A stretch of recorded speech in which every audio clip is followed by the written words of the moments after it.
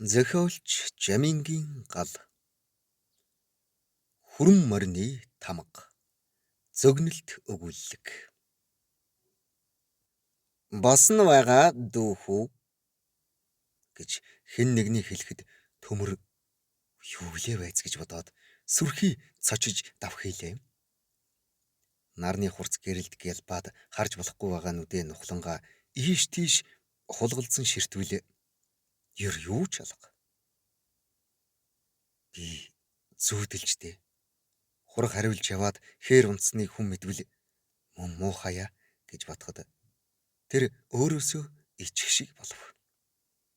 Тэгээд түргхэн огл өсрөн босч хургаа харах санаатай хүрэн морь болгон унж байсан бул чулуун дээр өсрөн гарлаа. Хургнууд нь гэрийн зүг ойртоод оччихсан харагдана. Ашгүй дээ. Өөр тийшээ арилж өгсөн бол эвгүйгээс эвгүй юм болохгүй юу гэж бодоод тэр олзуурхав. Гэтэл түүний бодлыг хэн нэгний час хийсэн чанга гинэд сарниуллаа. Энэ нь түүнийг дахиад дав хийтэл цочход хүргэжээ. Хэдийгээр ялгүй аймаар сэтгэл төрсөн боловч манер арга буюу бүхийж ойчхгүй тул хоёр гараараа чулуун дээр сайн дарж түүний ёроол руу харваа. Тэнд чухам юу болох нь үл мэдэгдэх нэг юм байлаа. Чулууны ёроолын хонхорхоогоос гялгар цайвар толгой сухын. Түүнийг харуут төмөр ээжээ гэж дуулдав. Нөгөөх нь мөн л хүнээс гарч байна гэхэд итгэгдэмгүй хачин нэг тийм царга дуугаар битгий миний дүү буугаад ир сайхан танилцъя гэв. Хаашаач гарах газаргүй болсон хүний ёсоор эвгүйцэх сэтгэл түүнд төрсөн боловч за одоохон гэж эргэнээд тэр чулууны мүлгэр хажуу руу аль болох яаралгүй гулган буух хоорондоо одоо яана энэ ер нь хүн юм уу юу юм бэ хэмээн бодож байлаа. Төмөр түүнийг хараад гайхсандаа дахиад л дуу алдахшглаа.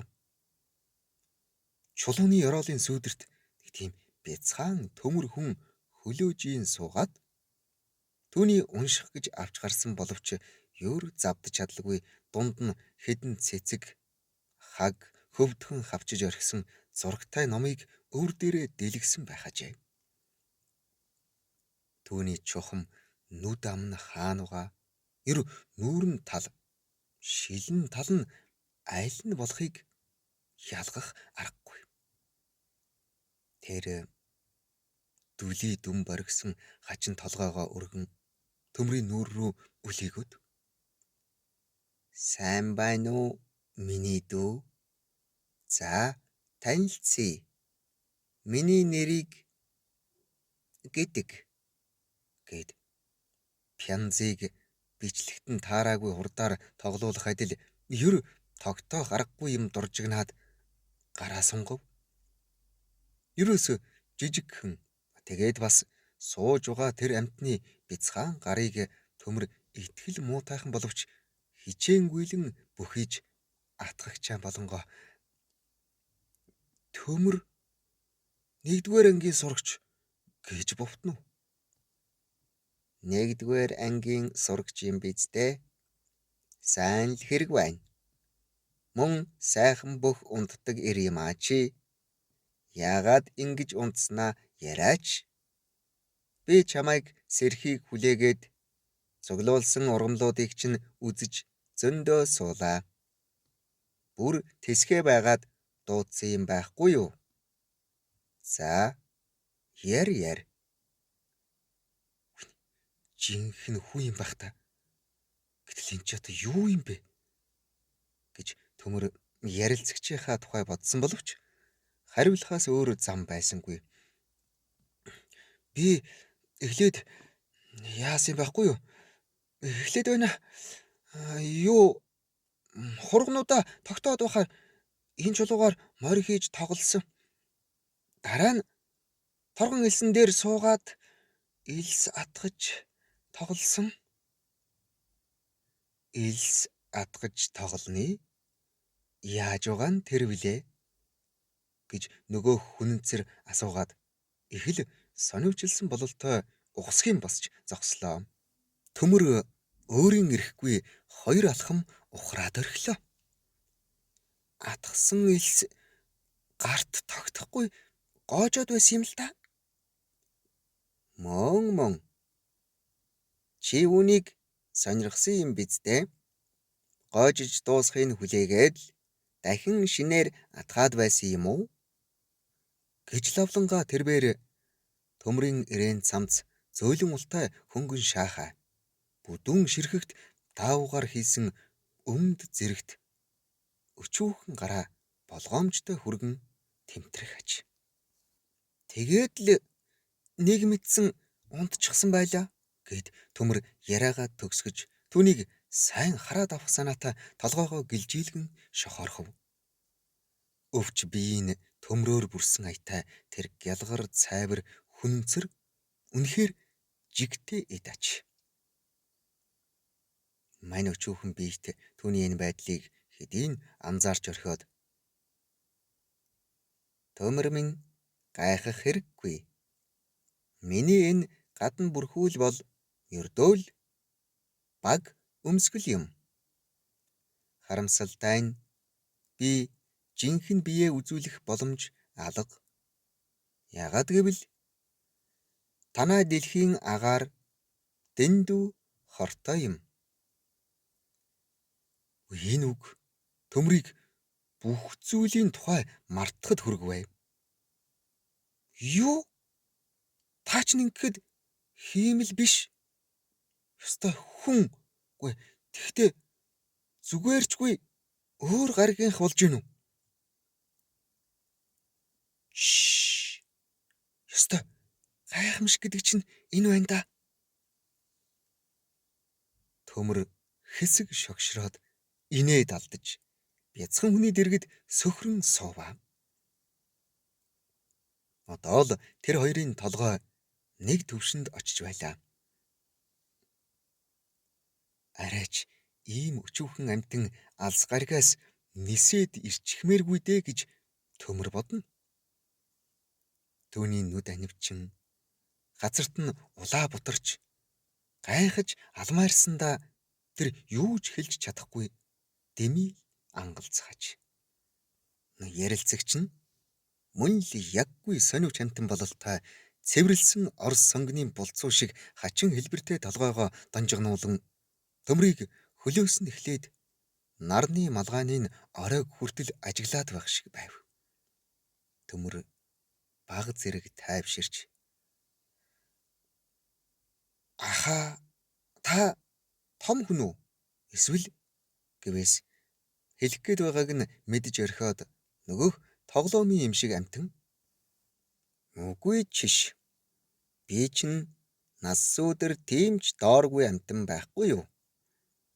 Танай гаргийн хаар бол гэд хэсэг чимээгүй болсноо залгаж 365.6 дэлхийнхээр ярих юм бол нийт 25-т шүү дээ гэлээм. Түүний энэ үгийг төмөр сайн ойлгоогүй боловч дэлхийн цаг тооллоор насын хэмжвээс ямарч тугай 3/160 болох юм байна шүү. Бэцэгсэн эдээ бас хэмээн төсөөллөө. Төмөр түүний хажууд явган суугаад их л том хүн шиг толгой сэгсрэн та чинь хизээ ирсэн. Тэгээд хизээ буцах юм бэ? Нөө хөлөгч нь бас багийнхан чинь хаана байна? Гэж хэдэн асуулт угсруулан тавилаа.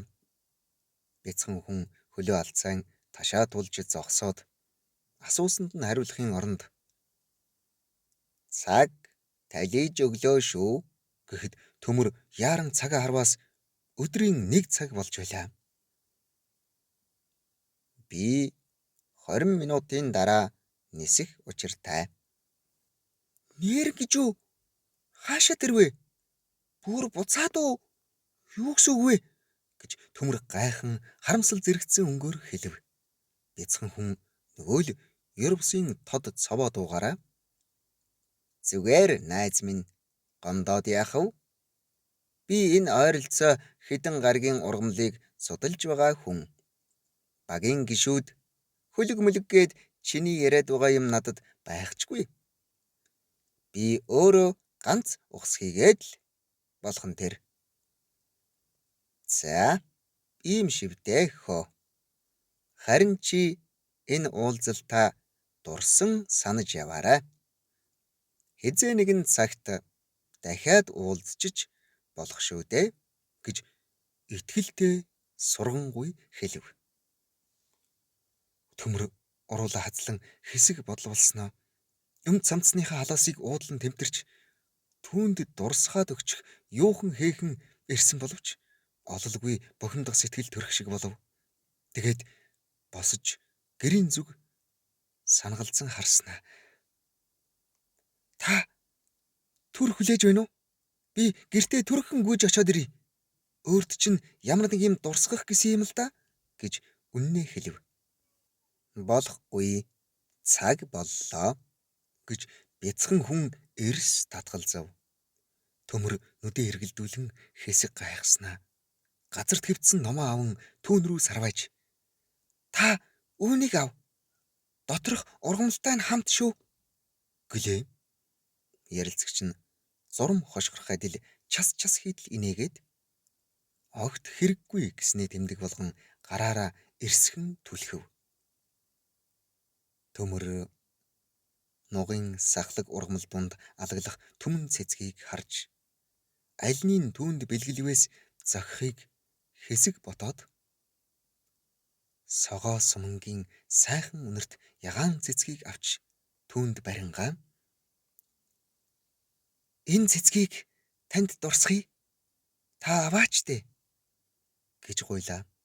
Бяцхан хүн түүнээс ганц дэлбээг нь тасдан "Их баярлалаа чамд.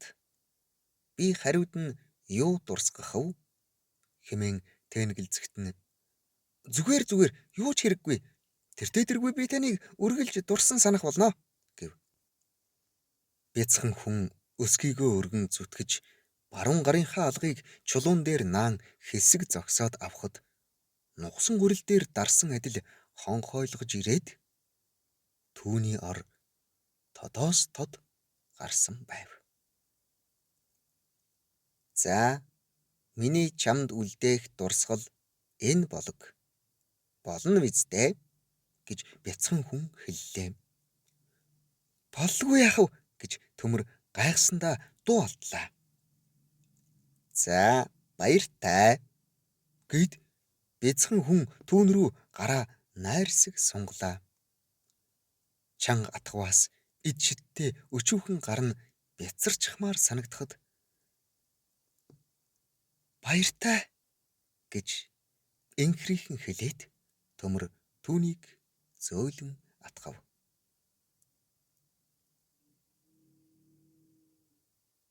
"Та дэлхийн бүх хүүхдүүдийн мэндийг өөрийнхөндөө дамжуулаарай.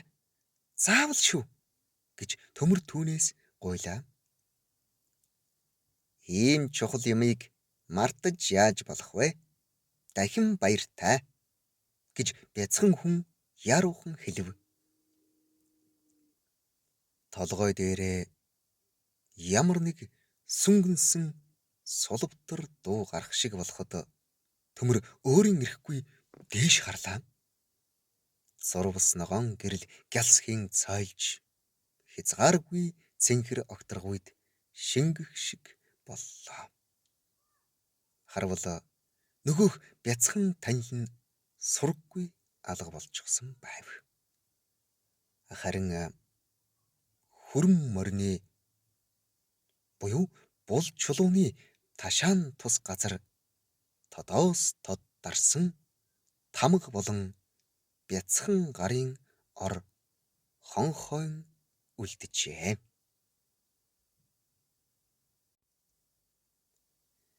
Зохиолгдсон Жамингийн гал. Уншсан Эрхэнбаярын Баттарж.